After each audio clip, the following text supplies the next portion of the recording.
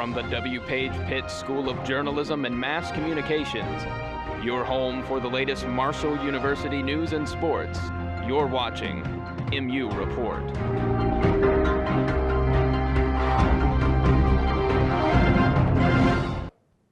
Good afternoon, and thanks for joining us for this edition of MU Report Spring 2018. I'm Adam Stevens. And I'm Brooke Griffin. We are a student-produced newscast of the W. Page Pitt School of Journalism and Mass Communications at Marshall University. And we air this broadcast not only on West Virginia Public Broadcasting, but also Network West Virginia and YouTube. Now on to our top stories. For the past few weeks, public school teachers across the state have taken to the streets to picket for better pay and health insurance. However, teachers say they are fighting for more than just the people whenever they are protesting. Teachers all over West Virginia are standing together to show that they will not let the government take advantage of the people that they love by changing their insurance premiums through PEIA or making them change policies altogether. We have been putting off getting a raise for a number of years in order to get PEIA fixed. So I'm hoping this year we can get everything accomplished. We're crossing our fingers and hope maybe we can get that done. Even if the problem is fixed, there could potentially be a bigger issue. With no teachers in the classrooms, students could be impacted. They're the ones that are going to hurt as much as we do. Students are our future. I mean, what else can we put our time and effort in if it's not our students? Several counties around the immediate Marshall University community have demonstrated acts of solidarity,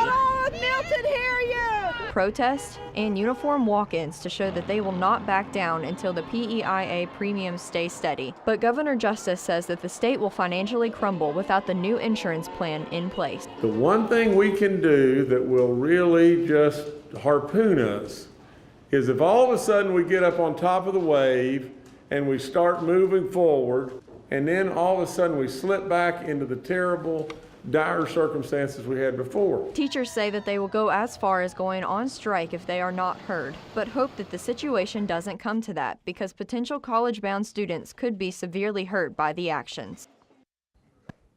Teachers will continue to gather in Charleston, Beckley, and Morgantown this week, leading up to a public hearing at the West Virginia State Capitol on February 20th.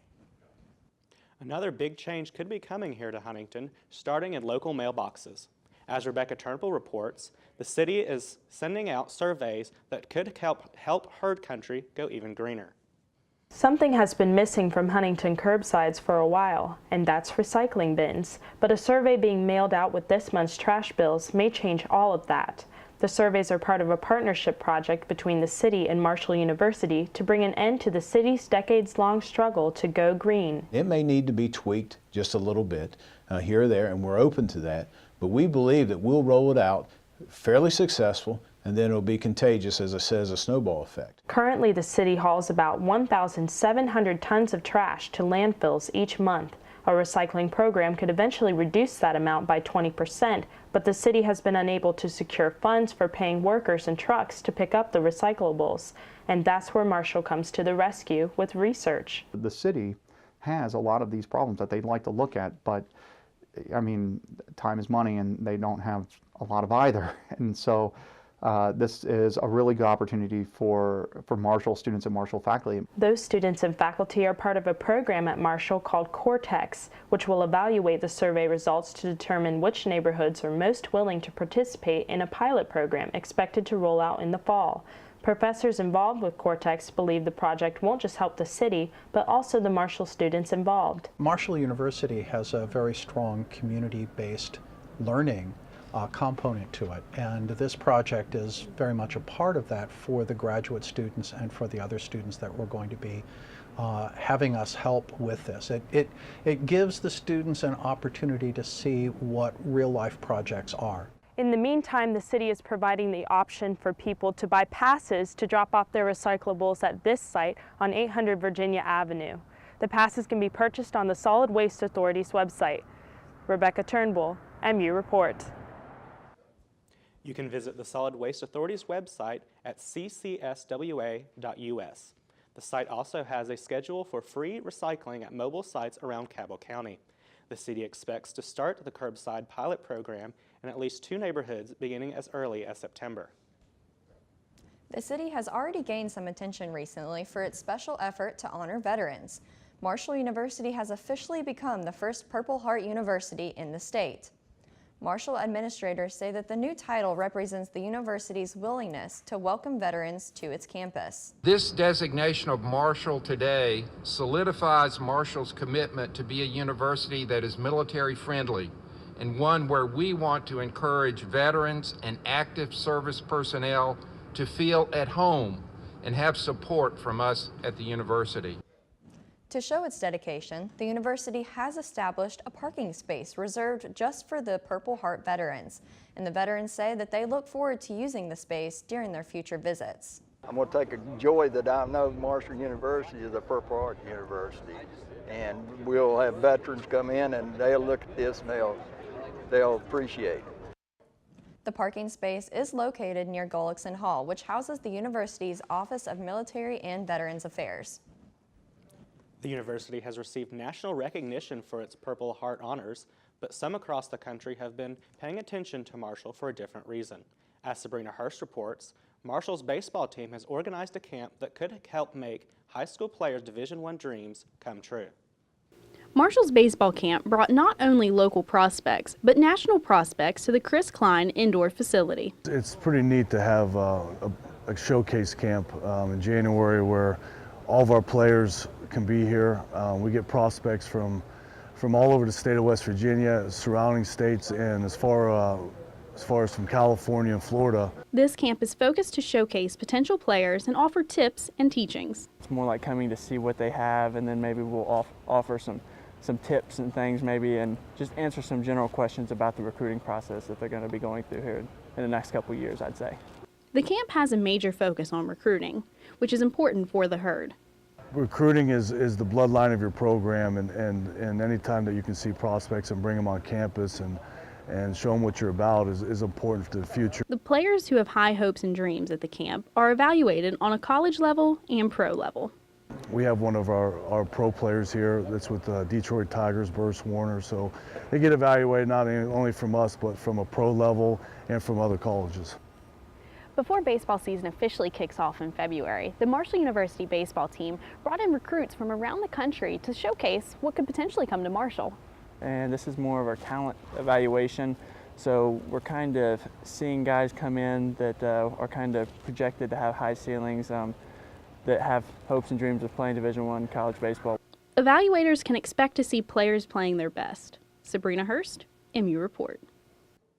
As for the upcoming season, Herd fans can look forward to an exciting schedule of conference play, as well as the Capital Classic Diamond Edition against West Virginia University.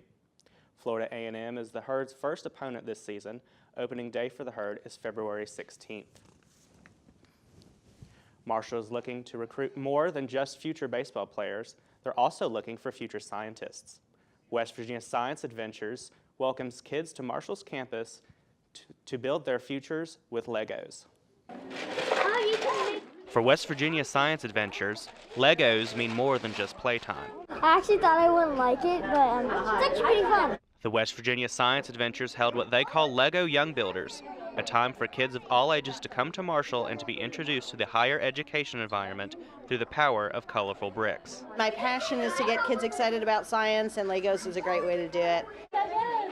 Organizers say by holding the event at Marshall inside the science building, even young kids can start to build a connection to both science and the Marshall community. The real reason to get the kids in here is to get them not scared of Marshall. Getting kids here at a young age, getting them to understand that professors and the school itself is not a big scary thing. I am right here. No. Parents could either drop their kids off or stay for some quality build time. They'll be here every Saturday probably. For my friend Luke here, Lego Day is more than just playtime. It's creativity and an introduction to science.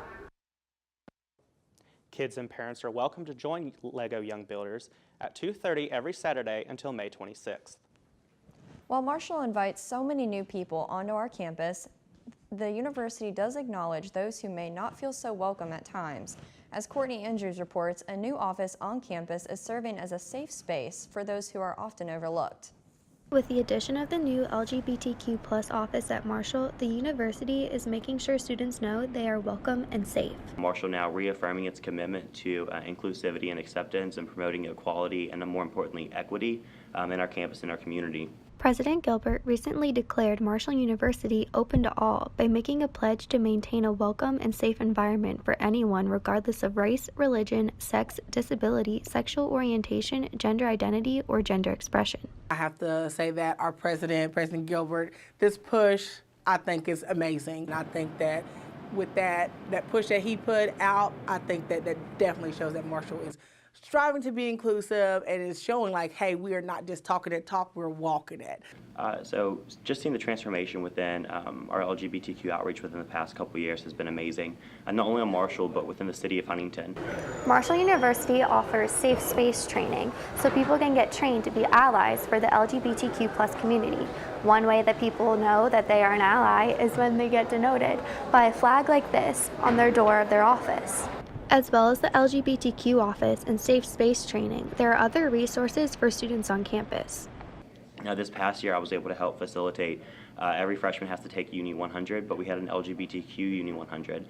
Students could sign up anonymously and privately, and this was just for additional support for that transition that can be kind of tough for those first few weeks of college. Resources for the LGBTQ community are not only limited to Marshall University. Huntington is also open to all.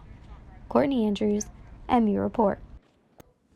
The LGBTQ+ office is located in the basement of the Memorial Student Center and is open to anyone on campus at all times. A new club has also launched on Marshall's campus to support some students whose rights are often at risk. As Carabas Carter reports, Planned Parenthood is working to arm the campus community with information about reproductive health. So they are presenting these demands to the president, and they're doing petitions and rallies and having film screenings and everything. So it's basically ending sexual assault on campus. Planned Parenthood Generation Action is cementing its spot on Marshall's campus. The group officially launched providing students with information about what the group plans to do. Morgan Carnell says she hopes the event helps get people excited and also helps to educate students about the organization. It's really to get people excited and learn more about the club so they can just come and learn more about how we're learning and doing things for reproductive rights on campus and in the community. The group was previously known as the Students for Reproductive Justice, but Carnell says the change will help bring a familiarity to the organization. It used to be Students for Reproductive Justice, but it's going through a transformation to Planned Parenthood Generation Action, so people are more familiar with the name and we have more opportunities through that. Representatives from Planned Parenthood were also present for the event to answer any questions about the new club and also about Planned Parenthood as a whole. Emily Thompson says she thinks having an organization like Planned Parenthood on a college campus will help inform students about their options when it comes to reproductive health care. Women and men and young people, people of all ages need reproductive health care and to be empowered and to know about their options and to know how to advocate for their options. And college students have such power when it comes to things like that.